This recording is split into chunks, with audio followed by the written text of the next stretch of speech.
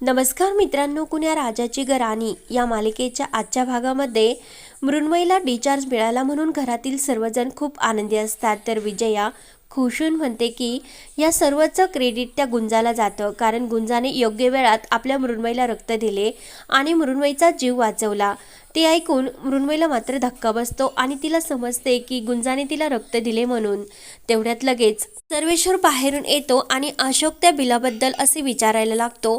तर सुबोध म्हणतो की अरे मामा, काल कबीरने मधुश्री आणि म्हणजे आई आणि मृण्मयीचे सुद्धा बिल हे क्लिअर करून टाकले. तेव्हा सर्वेश म्हणत असतो की अगं काय मधू, हे त्याला 2-2.5 रुपये भरायची काय गरज होती, इतका त्रास त्याने का घेतला.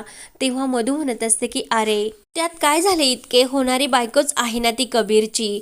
माया आणि मृण्मयी मात्र एकमेकींकडे बघत असतात. तर विजय म्हणत असते की आमचा कबीर जसा एक जबाबदार मुलगा म्हणून वागतोस, तसाच एक जबाबदार नवरा सुद्धा म्हणून तो त्याचे कर्तव्य पार पाडतो. याचा अर्थ असा सुद्धा होतो. तर लगेच माया म्हणते की याचा अर्थ असा सुद्धा होतो की दिलेल्या जखमांचा खर्च सुद्धा त्याने लगेच देऊन टाकला. मायाचे ते बोलणे ऐकून सर्वांना मात्र वाईट वाटते. तर लगेच सर्वेश्वर म्हणतो की येथील AC बंद आहे का, जरा असे गरम झाल्यासारखे वाटते. आणि लगेच सर्वेश्वर मृण्मयीला म्हणतो की मला असे वाटते की काही दिवस मृण्मयी तू आत्तूच्या घरी जावे. तर लगेच माया विचारते की का. तेव्हा सर्वेश्वर म्हणतो की कसे आहे की आपल्या घरचे वातावरण जरा टॉक्सिक आहे, तेथे जरा काही हेल्दी वाटत नाही. माया कितीही आधुनिक दिसत असली तरी ती विचारांची आधुनिक मात्र नाही, कारण मी माझे आणि माझ्यासाठी असं काही तिच्याकडे नसते. तेव्हा मधू म्हणते की दादा, अरे मी मृण्मयीला आनंदाने माझ्या घरी नेते, पण वहिनीला मनाला लागेल असे तू बोलू नको. तेव्हा मृण्मयी लगेच म्हणते की बाबा नाही, मी आपल्याच घरी बरी आहे. तर मायेला आनंद होतो. अशोक दादा म्हणतात की अगं मुली, तुला जिथे राहायचे तिथे राहा, तू दोन्ही घरं सुद्धा आपले आहे, अगदी तुझ्या मनासारखे. आम्ही तुला तिकडे भेटण्यासाठी येऊ. तर मृण्मयी म्हणत असते की बाबा ते सर्व ठीक आहे, पण येण्याच्या अगोदर तुम्ही फोन नक्की करून या, कारण सध्या मला एकांताची खूप गरज आहे. तर मृण्मयीचे ते बोलणे ऐकून सर्वांना मात्र खूप मोठा धक्का बसलेला असतो. मायाला तर आनंद होतो. सर्वेश्वर लगेच विषय बदलतो आणि आता घरी जाण्यासाठी उशीर होतो, त्यामुळे आपल्याला निघायला हवं. आणि कबीर कुठे आहे, मायाच्या मगाशी धमक्यांना तो घाबरली की काय असे हसून विचारतो. त्यानंतर इकडे तो गुंड बाहेर फोनवर कबीरला धमकावत असतो की आम्ही अगोदर त्या जे काही समोरचा व्यक्ती आहे त्याला सुधारण्याची एक संधी देतो. फोनवर त्याला समजून सांगत असतो, पण त्या माणसाने ती धमकी नाहीच ऐकली. तर मग त्याला उचलण्याशिवाय आमच्याकडे काही पर्याय नसतो. मग आमचे हात मात्र रक्ताने आम्हाला माखावेच लागतात. आतापर्यंत आम्ही ज्या ज्या माणसांना उचलले ते क्वचित असे आहे की त्यांच्या घरी परत गेले. कबीर मात्र त्या धमक्यांना घाबरत नाही. तो त्या गुंडाला उत्तर देतो की मी पत्रकार आहे, अशा पोकळ धमक्यांना घाबरणारा नाही. तेव्हा कबीर फोन ठेवायला लागतो. तर तो गुंड तिकडून म्हणत असतो की मला सर्व समजते की तुम्ही तुमच्या बायकोसोबत हॉस्पिटलला आहे आणि हॉस्पिटलच्या बाहेर ते पण त्या मोलकरणी सोबतच. तेव्हा कबीर इकडे तिकडे बघत असतो आणि एक माणूस झाडाच्या मागून लपून हा व्हिडिओ कॉल तिकडे दाखवत असतो.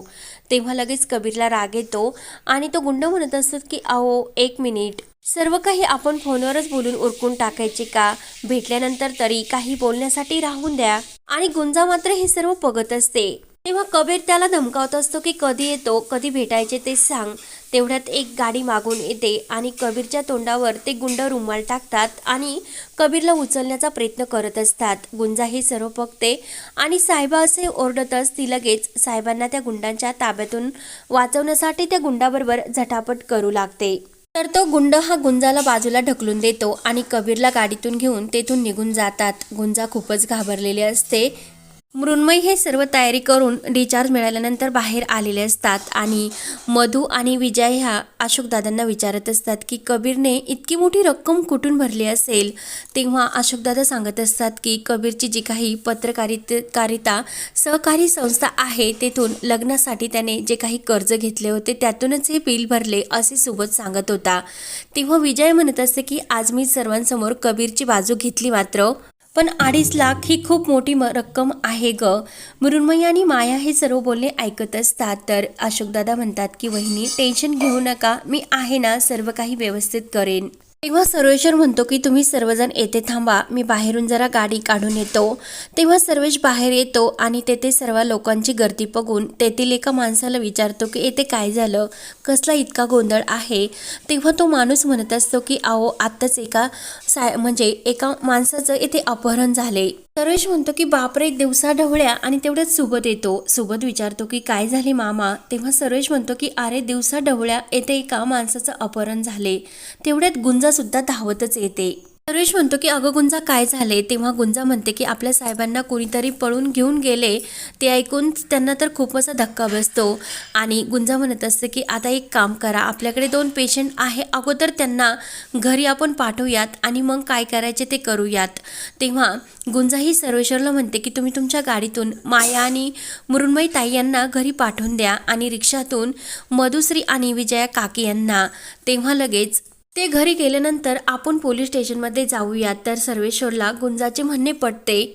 तेव्हा सर्वजण घरी गेल्यानंतर सर्वेश्वर, सुबोध आणि गुंजा हे पोलीस स्टेशनमध्ये येतात. परंतु तेथे ते हवालदार कंप्लेंट काही लिहून लवकर घेत नसतात. तर सुबोध म्हणतो की किती उशीर झाला, कबीरला किडनॅप होऊन आणि हे लोक आपली कंप्लेंट सुद्धा का लिहून घेत नाही.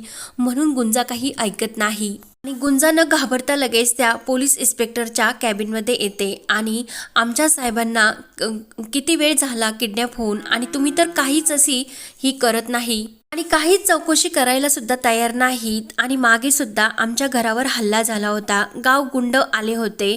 तेव्हा लगेच इन्स्पेक्टर साहेब म्हणतात तेव्हा कंप्लेंट केली होती का. तेव्हा गुंजा म्हणते की नाही, मी त्यांना पळून लावले होते.